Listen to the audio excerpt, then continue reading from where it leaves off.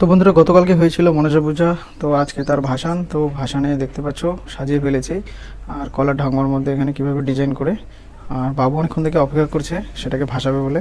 So দেখতে পাচ্ছ এখানে পোজ মারছে ও, তো দুটো আঙুল দিয়ে।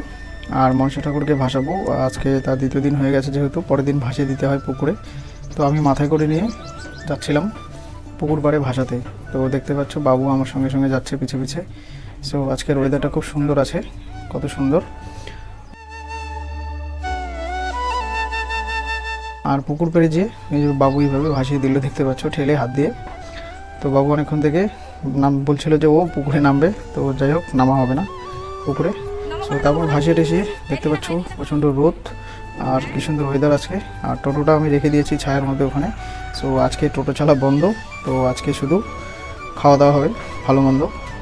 সো ওয়েদারটা কত সুন্দর আজকে লাগছে, কত সুন্দর ফুল ফুটেছে, ওই আকাশটাও সুন্দর লাগছে, নীল আকাশ, সাদা মেঘ, খুব সুন্দর আজকে। সো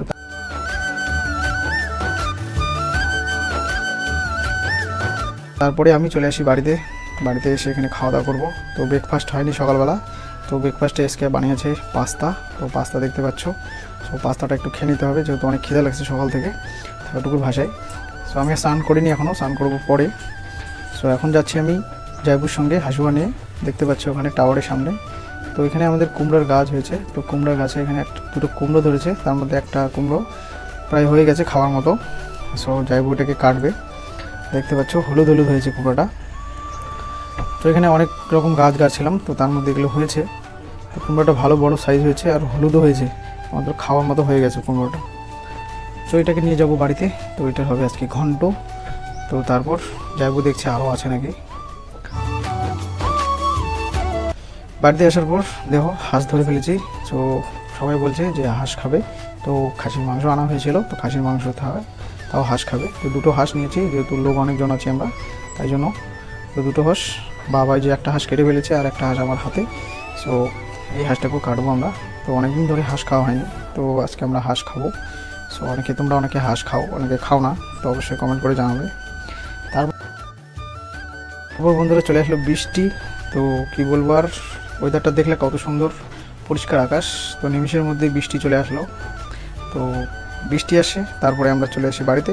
বাড়িতে আসার পর দেখো এখানে হাঁস রেডি করে ফেলতেছি আমরা। তো গরম জলে এইভাবে চুবাই, ওর যে লোমগুলো থাকে লোমগুলোকে তুলতে লাগে। তো লোমগুলো তুলতে লাগে এইভাবে হাত দিয়ে, দুজনে সবাই মিলে তুলছে, আর বৃষ্টি একটু করে পড়ছে।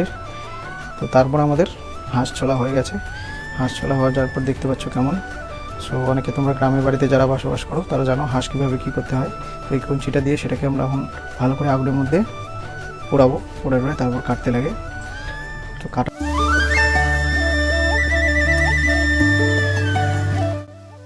তো কাটাও আমাদের কমপ্লিট হয়ে গেছে। তো অনেকক্ষণ থেকে কাটছিলাম, তো তোমাদেরকে দেখাতে পারিনি, যেহেতু এক হাত দিয়ে মোবাইল ধরতে পারবো না। তো কাটা কমপ্লিট হয়ে যাওয়ার পর দেখতে পাচ্ছ আমি। তো তারপর আমি যাচ্ছি, টোটো নিয়ে বেরিয়ে পড়েছি জয়পুর আমি। তো জয়পুর যাচ্ছে বাড়িতে, খাওয়া দাওয়া আমাদের হয়ে গেছে, এখন বিকেল। সো প্রচণ্ড রৌদ্র আবার উঠছে বৃষ্টি হওয়ার পর। দেখতে পাচ্ছ ওয়েদার কেমন, প্রচণ্ড রোদের তাপ। সো দারুণ লাগছে আবার দেখতেও, কত সুন্দর। আবার আকাশ সাদা মেঘ।